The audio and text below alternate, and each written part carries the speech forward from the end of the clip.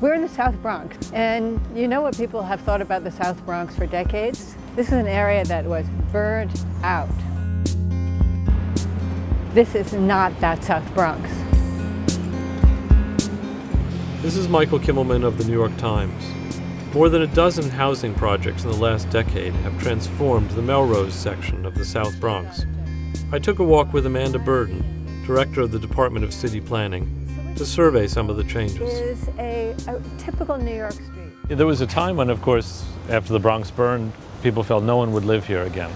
And the question was, how do you build houses? How do you reconstruct a neighborhood? So what happened in the beginning? I remember Jimmy Carter coming up here and thinking the only thing you could build here that might sell would be a ranch house.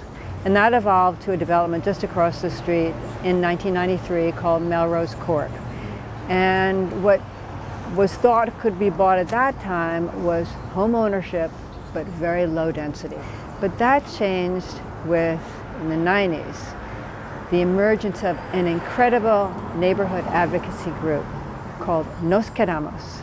It was led by Yolanda Garcia, and she had a vision for this neighborhood, that it was going to be a neighborhood that was dense, with buildings that were built to the street wall, tree-lined streets. We're now standing in front of the newest project, I suppose, to open that you've been involved in, St. Anne's, right behind us. And it's an example, I suppose, of the result of this kind of thinking. So what's important about St. Anne's? It has large retail stores, lots of glass at the ground level. It's built to meet the street line. Street trees are required to be planted. This building happens to be all rentals, but what we'll see on this walk is many examples of affordable home ownership. Now that's sort of an oxymoron, right? Because if it's going to be home ownership, you want to make a profit. So what we do in affordable home ownership is limit the amount of profit you can make. So it's a difficult thing to get retailers, supermarkets, grocers, and other kind of retailers in here, yeah? Until you get the density of people actually moving in, retailers will be cautious about committing to a lease until they see that level of density. So the density is not only about having vibrant streets, it's also about having neighborhood stores occupied. So Amanda, this is Via Verde. So Via Verde combines so many different elements.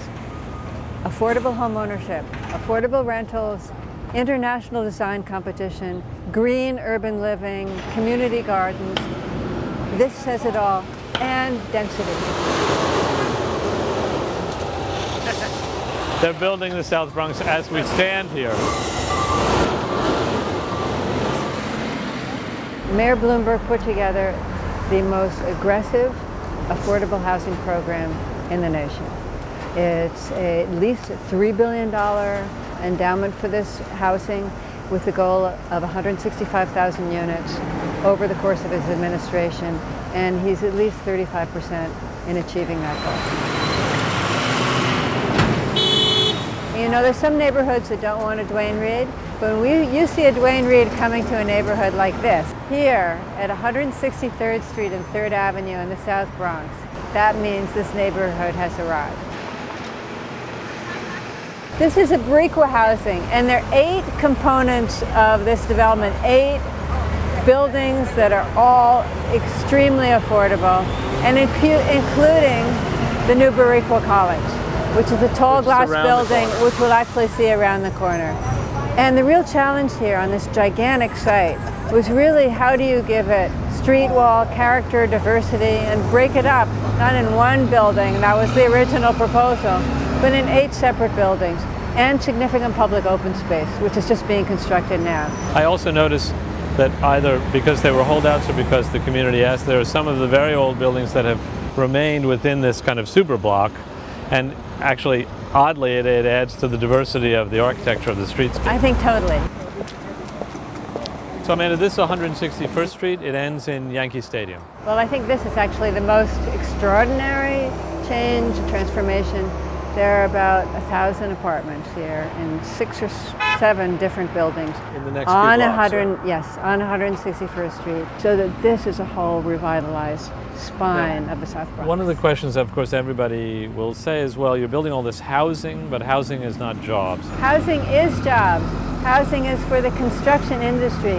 Housing is bringing people to the city. We have hundreds of thousands of people who come here each year, and they're coming to fulfill their dream. They're coming here to climb the ladder. They need a place to live. They need a place to live that's affordable.